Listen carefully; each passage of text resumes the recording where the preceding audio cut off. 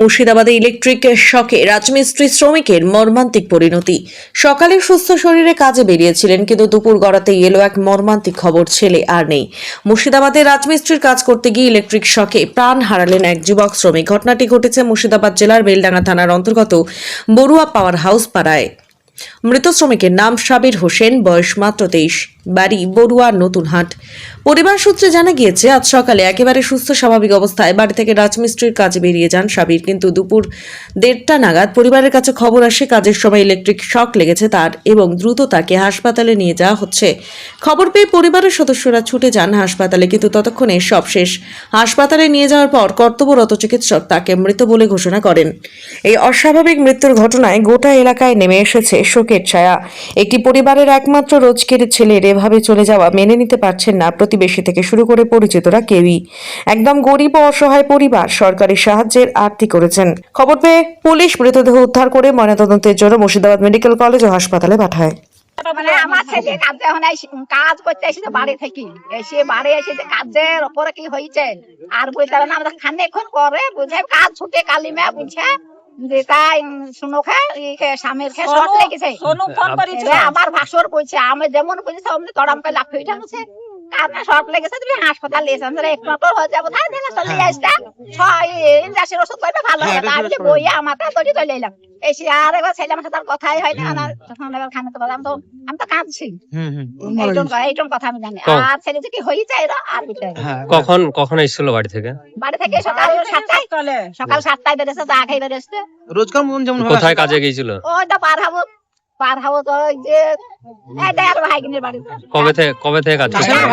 কাশেমের ভাইগিনী আজ 4 দিন হয়েছে করা। ওদের বাড়িতে কাজ করছে। আপনাদেরকে কে ফোন করেছিল? ফোন করেছিল ওদের বাড়ি থেকেই করেছিল। আমার বড় করেছিল, আমার ভাসুর বুঝলো। কখন সেটা? ওটা বুঝেছে তখন 1:30 বাজে মনে হয়। না 1:30 হবে না, নামাজ পড়ে ভাত খেয়ে শুয়েছি। আর 5 মিনিট হলে ভাত ভাগিয়া 2 বাজে গো। আমরা 1:30 থেকে ফোন করে আপনাকে কি বললো? ফোন করে বললে কারেন্টে শর্ট লেগেছে, তোমার বেটাকে হাসপাতাল নিয়ে গেছে, তোমরা এসো তাড়াতাড়ি। আমার বই আমাকে আমরা তাড়াতাড়ি চলে এলাম। এসে দেখছে ওই অবস্থা। হাসপাতালে এসে কি দেখলেন? হাসপাতালে ওই অবস্থা করে লাশ পড়ে আছে। পড়ে গেছে, এখন কি যে হয়েছে ওদের ওই কাদের সাইডে জানে, আমরা আর কিছু জানি না। একটু নেই আমাদের ছেলের সাথে কথা হয়নি, মুখে কথা হইলে জানতে পারতাম যে কি ঘটনা হয়েছে না হয়েছে। এখন হাত থেকে দেখছি লীল বড়, পেটের জায়গাটা খাম হয়ে গেছে। একটু নেই দেখছি আমরা। কি চাইছেন? কি চাইছেন? কি যাতে সব ফিরিতে হবে সেটা আমরা লাস্টটাই আমরা যাতে যা তোমাদের হবে সে ভালো করে দিতে হবে। কি আপনার ছেলের বিয়ে হয়েছিল?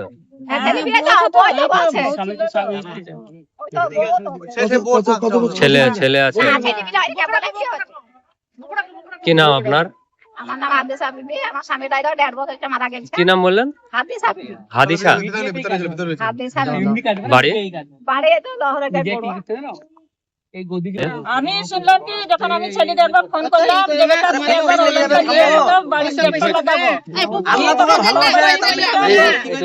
10 মিনিট পর তখন আবার বুড়ি ফোন করছে, ওর আব্বার কাছে মোবাইল ছিল। ওর আব্বা বলিছে যে সামনেকে শর্ট লেগেছে, তাড়াতাড়ি ও ইয়াকে সুমাইয়াকে পাঠিয়ে দাও।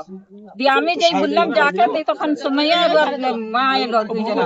এসে তখন দেখি পাও আমার মন যখন মারেনি, আবার কাশিমের বাড়ি গেলাম। যেই সুদাইলাম, সুদানোর পর অন্য কান্দন শুনলাম। তাই পাইছে তাহলে ওরা বললে যে ওর অবস্থা ভালো নয়।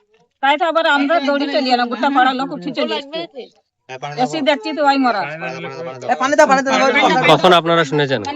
আমি প্রায় আমার যা তো বলছে 1:30টার সময়, আমি শুনলাম কিন্তু 2টোর সময়। 1:30 থেকে 2টোই হবে।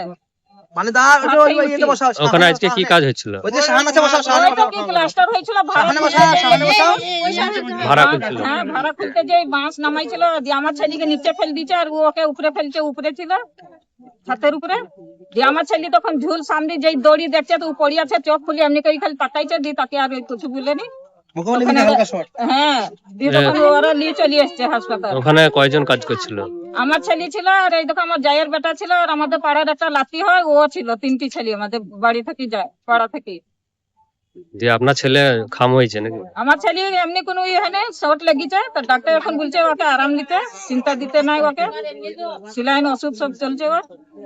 আমার নাম শাহনাজ বেগম। কে হচ্ছেন ছেলের যে মারা গেছে? আমি বড় মা হয়। দেখুন, এরা আমাদের পাড়ার ভাই ভাই সম্পর্ক। এরা প্রত্যেক দিনকে নিত্য দিনকার জন্য ওরা কাজে বেরিয়ে যায়। তা আজকে সেই মতো অবস্থায় ও সকাল 7টার দিকে কাজে বেরিয়ে গেছে। এমন তো অবস্থায় দুপুর 1:30 থেকে 2টোর মধ্যে একটা খবর আসলো নাকি কারেন্টের শর্ট খেয়েছে।